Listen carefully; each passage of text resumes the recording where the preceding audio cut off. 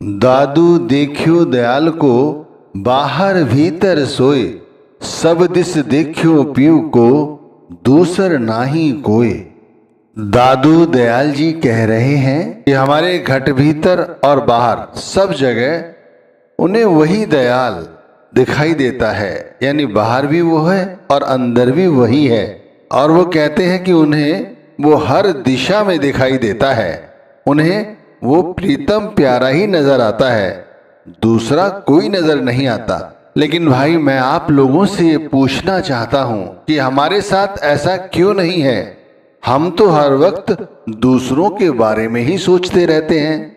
हमारे घट भीतर और घट बाहर दोनों जगह दूसरे लोगों ने ही कब्जा किया हुआ है और हमें हर दिशा में हर जगह दूसरे लोग ही दिखाई देते हैं। इसीलिए तो 24 घंटे हम दूसरों के बारे में सोचते रहते हैं और जो हमारा असली काम है हम वो नहीं करते।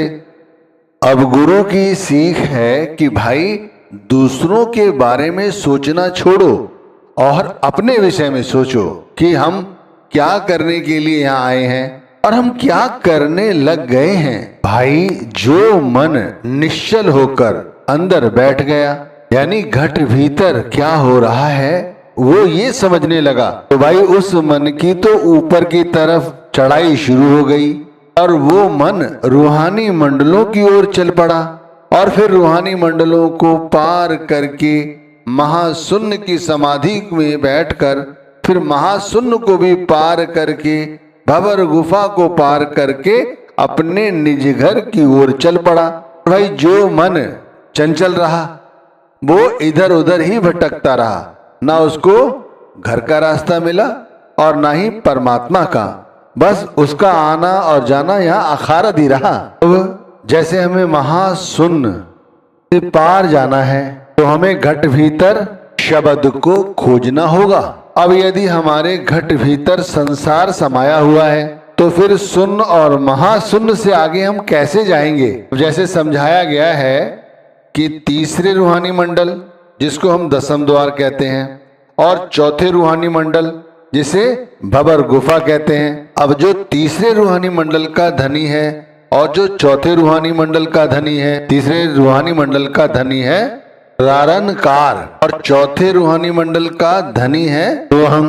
अब इन दोनों के बीच में घोर अंधकार है। अब इस घोर अंधकार को घोर अंधकार का मंडल कह लो, ऐसे संत महात्मा तिमिरखंड भी कहते हैं। अब इसके पार जाना है, मैं कहता हूं इसके पार जाने पर ध्यान दो, दूसरों पर ध्यान देने की बजाय इसे पार करने के विषय में सोचो। अगर ये पार कर गए तो समझ लो हमारा काम बन गया।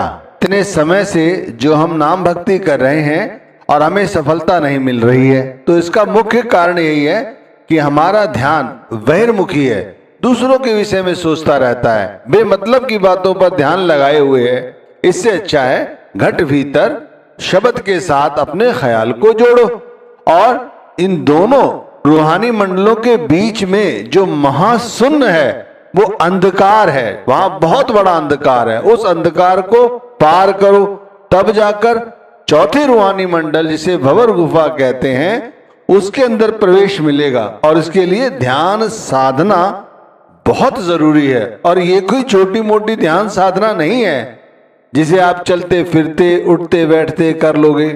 ये हो सकता है कि बाद में कर लो, लेकिन शुरुआत में तो इसके लिए बहुत मेहनत करनी पड़ेगी भाई, तब जाकर ये होता है।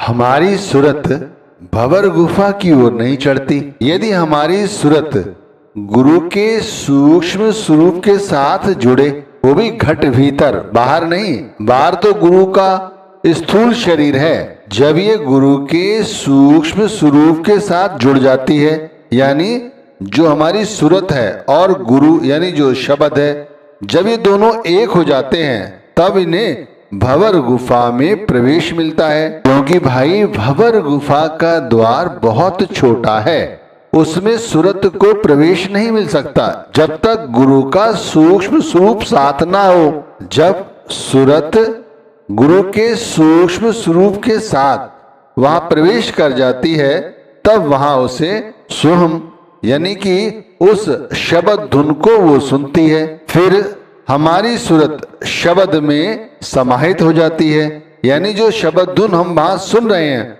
उसी का रस पान करती है। जैसे स्वामी जी महाराज ने कहा है ना, सूरत जह कीन पौड़ सतगुरु संग चली दौड़।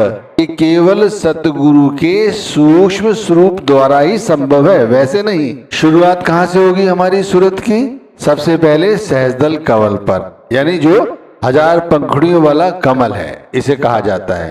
इसी को पहला रूहानी मंडल भी कहते हैं। और इसका जो धनी है वो कौन है? ज्योत निरंजन। फिर दूसरे रूहानी मंडल पर पहुंचेगी जिसे त्रिकुटी कहते हैं। फिर ये 10वें द्वार पर पहुंचेगी। अब इस तीसरे रूहानी मंडल का धनी कौन है? ररणकार। फिर चौथा रूहानी मंडल जहां भंवर गुफा है और जिसका धनी है सोहम। ये बात इसलिए समझाई जा रही है क्योंकि तीसरे रूहानी मंडल और चौथे रूहानी मंडल, इसके बीच में एक ऐसी अवस्था है जो महाशून्य की अवस्था है। इस महाशून्य की अवस्था में घोर अंधेरा है, इसे पार करना हमारे लिए जरूरी है। अब यदि हमारा ध्यान बहिर्मुखी रहा, भाई जो कि रहता है उसको समेटना है। गुरु की सीख है कि उसे समेटो और अपने निज घर जाकर उस सोहम यानी कि शब्द के साथ जुड़ो। तो भाई जब हमारी सूरत नाम का सही तरह से अभ्यास करती है तब हमारा मन निर्मल और पवित्र हो जाता है। और बारीकी से समझो, हमारा मन और हमारी आत्मा जब दोनों एक साथ मिलकर गुरु का नाम जपते हैं तब आत्मा ऊपर की ओर चढ़ती है। आप समझ गए होंगे मैं क्या कहना चाहता हूं। जब हम नाम जपें और हमारा ख्याल बहिर्मुखी ना हो, हमारे मन में गुरु का स्वरूप हो, तो हमारा मन गुरु के स्वरूप के साथ जुड़ा रहे और हमारी आत्मा दोनों में एक साथ मिलकर नाम जपे, तब हमारी आत्मा यानी हमारी सूरत ऊपर की ओर चढ़ेगी। वरना हमारी सूरत क्या होता है कि हमारी सूरत 9 द्वारों में ही फंसी रहती है।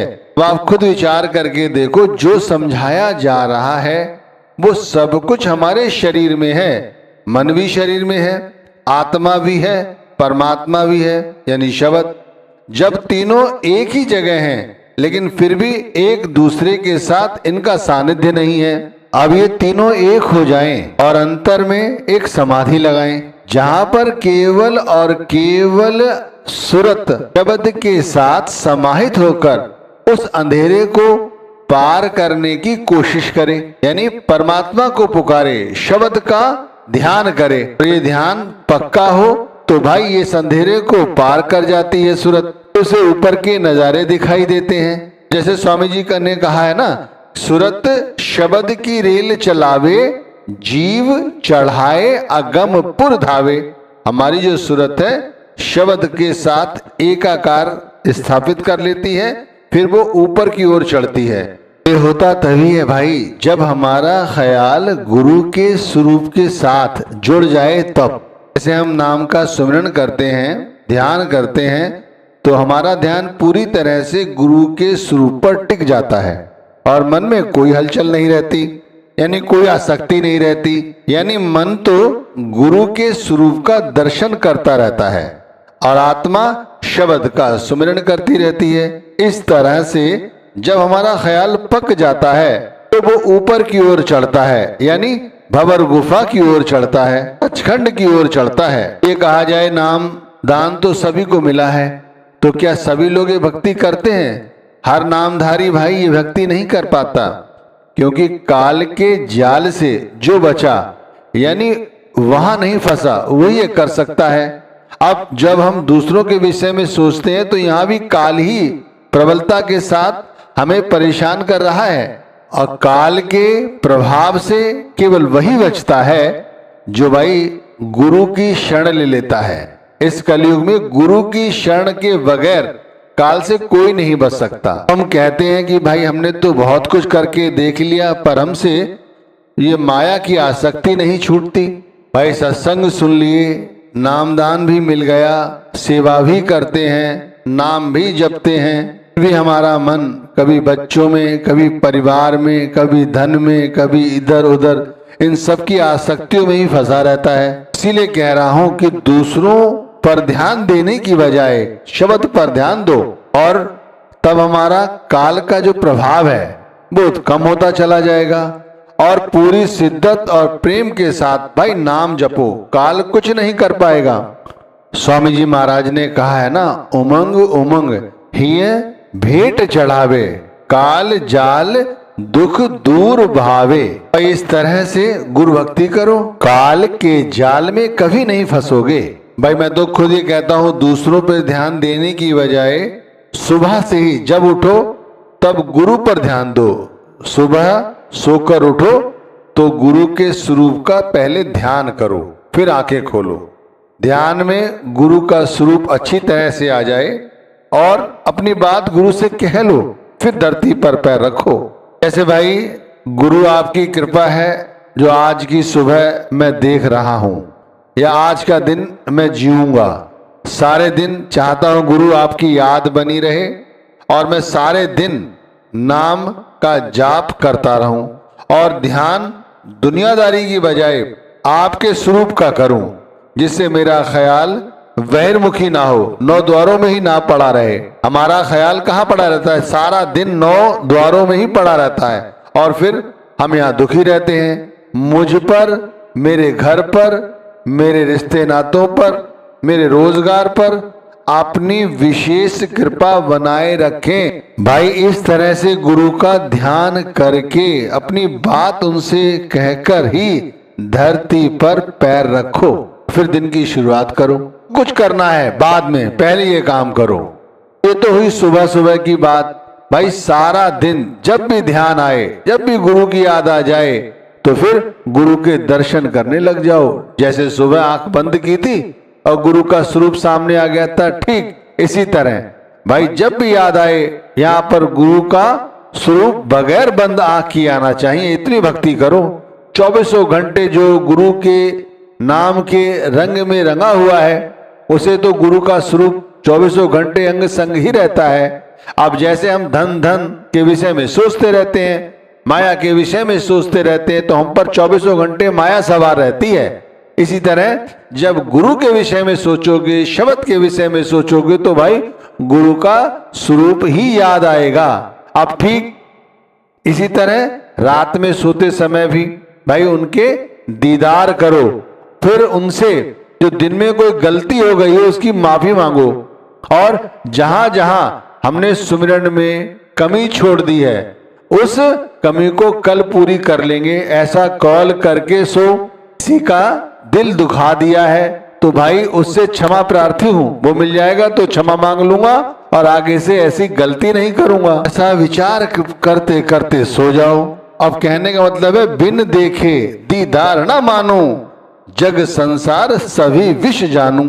ये स्वामी जी महाराज ने कहा, बिन देखे, बगैर देखे मैं गुरु का दीदार नहीं मानता। अब जैसे बाहर हम लोगों ने क्या कर रखा है, घर में फोटो डाली हुई है, दुकान में लगाई हुई है, यहाँ तक कि मोबाइल पर उनकी डीपी बना ली है, लैपटॉप पर भी उनकी डीपी लगाई हुई है। ये सभी दर्शन बाहरी हैं, बाहरी दीदार है, अंदर दीदार करना है। ऐसे सुबह उठे, आंख बंद की हुई है, आंख खोली ही नहीं है, तब भी गुरु का स्वरूप ध्यान में आ रहा है। दिन में काम कर रहे हैं, रास्ते में कहीं जा रहे हैं, रिक्शे में बैठे हैं, कार में बैठे हैं, वैसे गुरु का ध्यान आ रहा है तो गुरु का स्वरूप ध्यान आ रहा है। रात्रि में सो रहे हैं तो ध्यान आ रहा है। ये दीदार है, अंदर का दीदार। अंदर का दीदार ही सच्चा दीदार है गुरु का।